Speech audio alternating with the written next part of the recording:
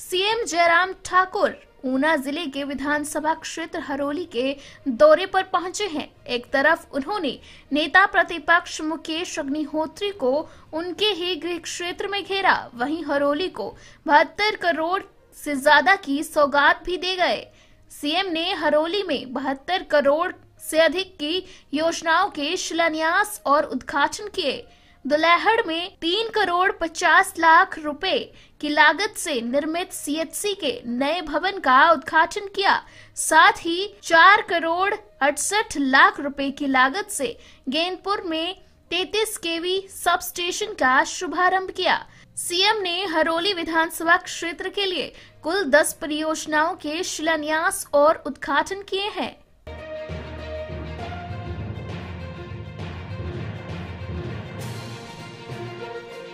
CM Jairam Thakur ने टाहलीवाल में जनसभा को संबोधित करते हुए प्रदेश सरकार की उपलब्धियां गिनाई। वहीं नेता विपक्ष मुकेश अग्निहोत्री पर जमकर निशाना साधा। नेता प्रतिपक्ष द्वारा कोरोना काल में सरकार के विफल होने के आरोप का जवाब दिया है। चलिए आपको सुनाते हैं सीएम जयराम ठाकुर ने विपक्ष को घेरते हुए क्या कहा। उनकी व्यवस्था है, क्योंकि उनकी पार्टी ने उस प्रकार का दायित्व उनको दिया है, जिम्मेवारी दी है। उस जिम्मेवारी के तहत उनको कुछ कहना है और मैं उस पर कोई ज़्यादा टिप्पणी नहीं करना चाहूँगा मैं, लेकिन इतना ज़रूर कहना चाहता हूँ कि कोरोना काल में अगर किसी प्रदेश में जो बड़े राज्य की श्रेणी में आते हैं, जहाँ पॉपुलेशन 50 लाख से ऊपर की आबादी आती है, उनमें सबसे बेहतर अगर कोरोना का मैनेजमेंट फिर किसी प्रदेश में हुआ तो हिमाचल उसमें से एक है। और मैं उनसे यही कहना चाहता हूं कि ऊना के साथ पंजाब बहुत नज़दीक है, वहाँ उनका शासन है, वहाँ की परिस्थितियों को देखो ज़रा। जितना हमारा जो है वो एक्टिव नंबर है उसके करीब तो वहाँ पर मृत्यु का आंकड़ा पहुँच रहा है। और दूसरी बात में ये भी मैं कहना चाहता हूँ कि हिमाचल प्रदेश में कोरोना के इस संकट के दौरान जो भूमिका विपक्ष की रहनी चाहिए थी, लेकिन पूरा 7 महीने का 8 महीने का कोरोना का ये दौर जो बीता है, वो राजनीति करते रहे, हम लोगों की सेवा करते रहे।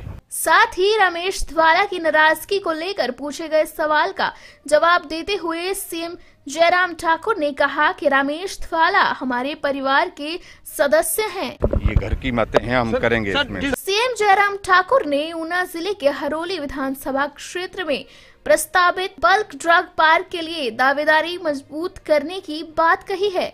उन्होंने कहा कि भाजपा सरकार विकास के लिए प्रतिबद्ध है। मुझे मालूम नहीं कांग्रेस के कितने लोगों ने इस कॉन्सेप्ट को समझा होगा।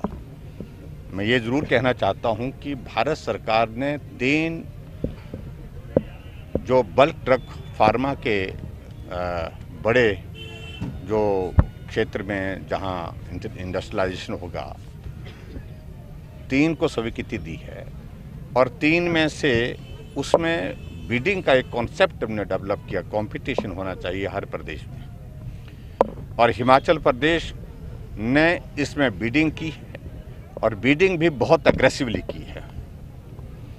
हमारे सामने प्रस्ताव थे कि यहाँ खोलो वहाँ खोलो, ऐसी बातों को लेकर के, लेकिन फिर भी उसके बावजूद ने बहुत विस्तार से चर्चा करने के बाद, विचार विमर्श करने के पश्चात, हमने उन सारी चीज़ों को अध्ययन करने के बाद हमने निर्णय किया कि बल्क ड्रग फार्मा के लिए अगर हम स्थान भूमि का चयन अगर कहीं करना चाहिए हमको, तो वो ऊना में करना चाहिए।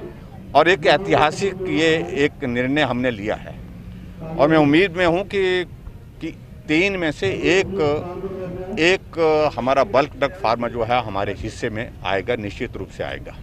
जहाँ तक कांग्रेस की बात है, कांग्रेस के संदर्भ में मुझे सिर्फ इतना कहना है, विकास को विरोध करना, क्योंकि इस बल्क ड्रग फार्मा के इसमें 1000 करोड़ के लगभग तो केंद्र इसमें मदद कर रहा है सब्सिडी के रूप में विभिन्न इसके माध्यम से। और ये इन्वेस्टमेंट 10,000 करोड़ रुपए से ज़्यादा का इन्वेस्टमेंट जिस स्टेट में आने वाला है, जिस इलाके में आने वाला है, उसका विरोध कर रहे हैं। ये बहुत दुर्भाग्यपूर्ण है। हिमाचल के लोगों को रोजगार, हिमाचल के लोगों के रोजगार के साथ साथ में ये ऐतिहासिक निर्णय जो प्रदेश सरकार ने किया है कि हम इसके लिए ऊना में और हरोली में इस जगह का चयन कर रहे हैं। और मैं समझता हूं कि कांग्रेस के लोगों को विकास का विरोध नहीं करना चाहिए। राजनीति आती रहती है, जाती रहती है, और ऐसी परिस्थिति में इसका अभिनंदन करना चाहिए, स्वागत करना चाहिए। तो ये आपने सुना सीएम जयराम ठाकुर को, जो फुल एक्शन और रिएक्शन मोड में नजर आ रहे हैं। पिया तो रखे अभिमान, पिया तो बीती यादों से नाता सहेजना सीखा, हाथ थाम कर जिनके चलना सीखा, गिरने लगती जब तो उनसे संभलना सीखा। पिया तो रखे अभिमान, उनकी डांट से खुद को तराशना सीखा। पिया तो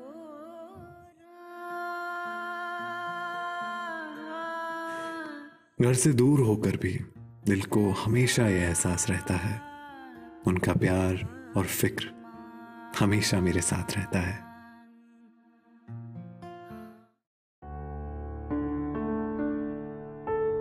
भूषण ज्वेलर्स, अनमोल रिश्तों के लिए।